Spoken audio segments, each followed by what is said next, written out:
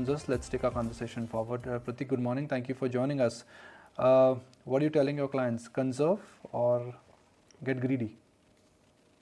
Good morning, Nikunj. I think it's more like conserve. We think the risk reward for India is still not attractive enough as yet. There are various points, various things going on. First and foremost is we've got valuations which are unfortunately not in India's favor.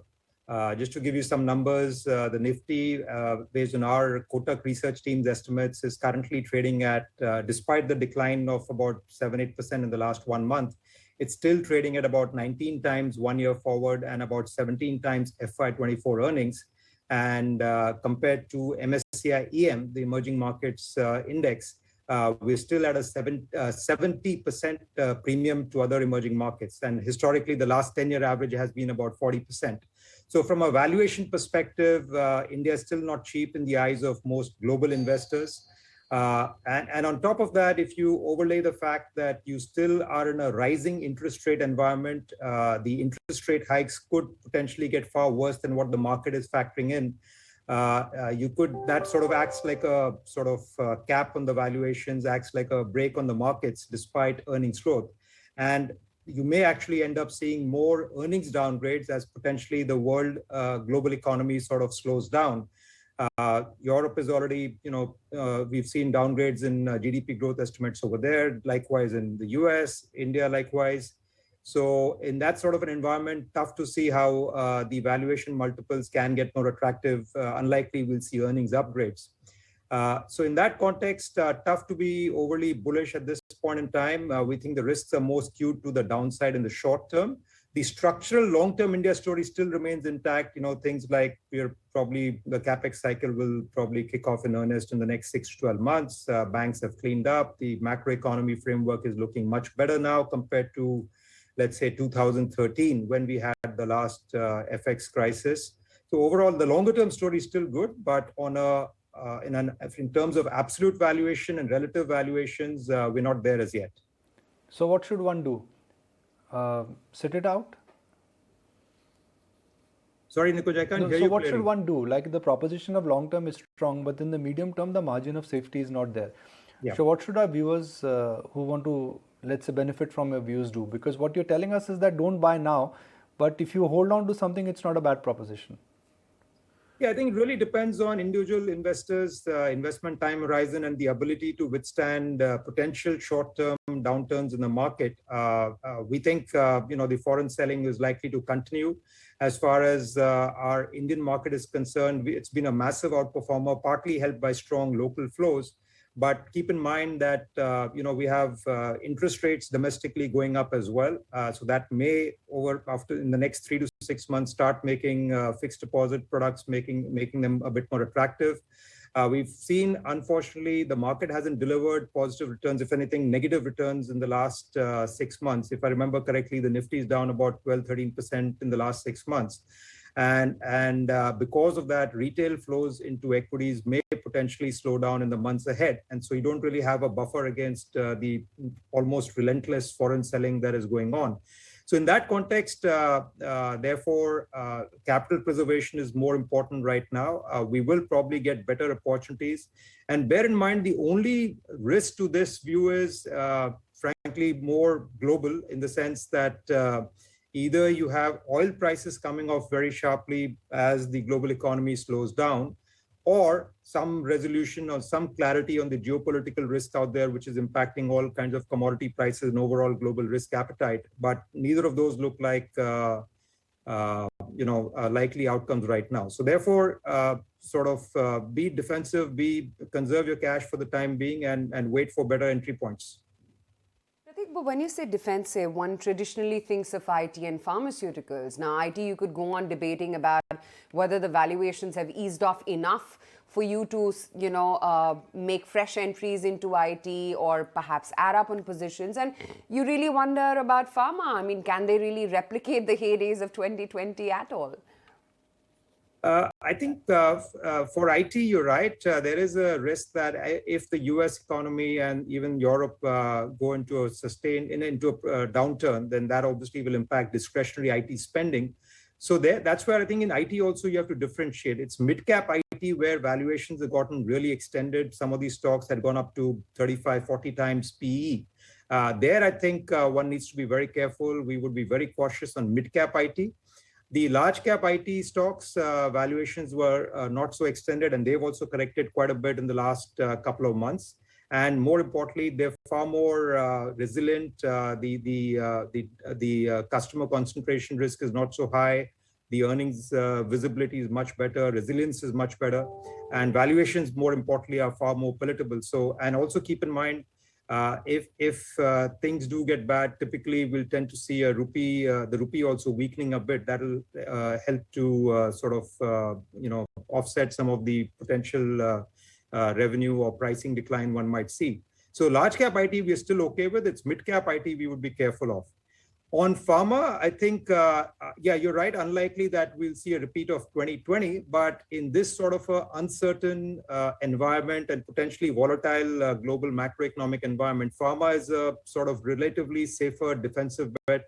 But again, there also you got to be a bit more selective, focus on companies which have, the India business is relatively higher, where the generics exposure is not so high. But valuations in pharma have come off. We don't think in the short term, the pharma sector is going to really give you great absolute returns, but on a relative basis, it should do quite well. Also, the other thing, Pratik, I wanted to figure out in this current market environment, which are some of your biggest underweight positions, or where is it that you're leaning out from, if not already? So our biggest underweights we would suggest would be consumer discretionary. The view is that either way, we will see a slowdown in the global economy and the domestic economy as rates go up. In India's case, just as we were sort of coming out of COVID and the reopening trade was going on, we've been hit with a huge spike in commodity prices, oil prices, and potentially we're looking at an export slowdown as well, which is what was really beginning to pick up.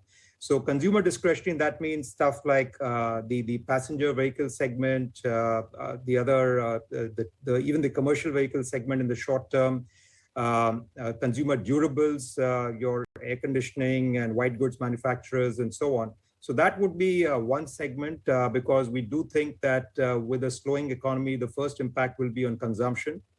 So that's one area we would be careful of. And also the valuation multiples for some of these stocks are still quite high, despite the correction we've seen in the last few months.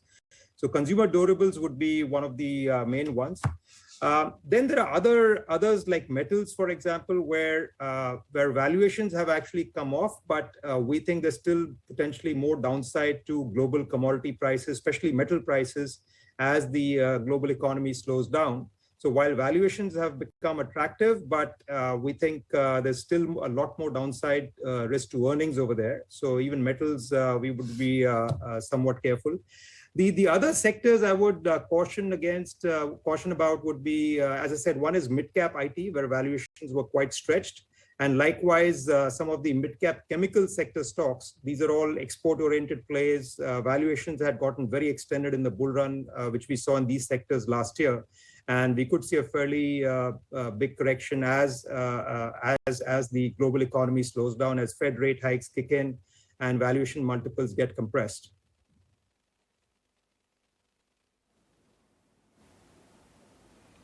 Good morning. This is Nantara joining in.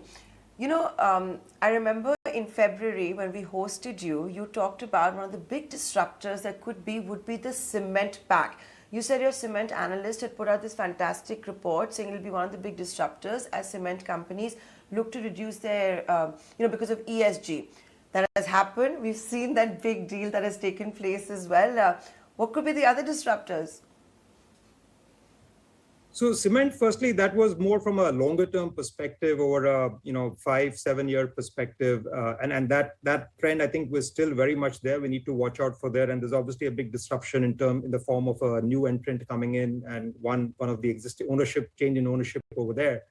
But I think the other disruption is still, you take the auto sector, for example, the EV risk is very much out there, and it remains to be seen whether the incumbent auto players, whether it's the two-wheelers or the passenger car segment, whether they'll be able to, cope up with the threat. Our sense is the two-wheeler segment folks are probably better prepared, but nonetheless, this can be very, very disruptive. The existing ICE engines are quite profitable products for these companies. So that's one. Second is you could see disruption in, for example, the financial space. You have fintechs coming up, and while valuations for fintechs have corrected very, very sharply, but banks and financial institutions which are not investing in technology or don't have their act together in terms of the culture, the DNA, the product mindset, and integration with their core banking capabilities and so on, they could be left behind. So I think just the usual things over there, and obviously the oil and gas energy space. You have disruption coming from solar and the shift away from fossil fuels to green energy. So those are other areas to watch out for. So the disruption risk is still very much there. Nothing's really changed. It's just that the time frame is somewhat long term, but markets tend to be quite efficient, and they will price in the disruption risk well ahead of when the disruption actually starts becoming more evident in the earnings numbers.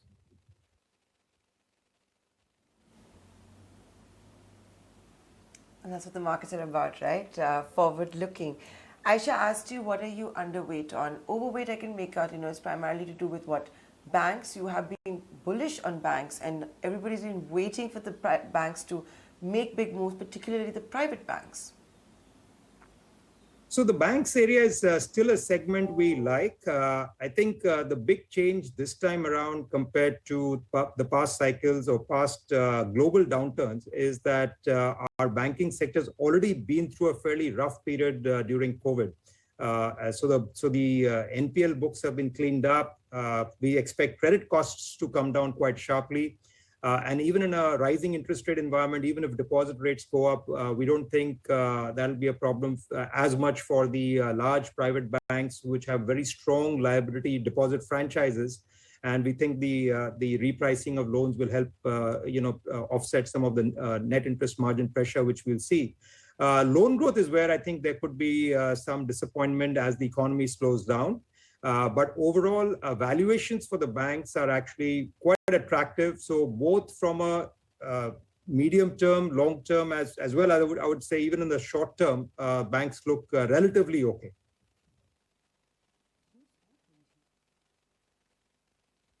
Right.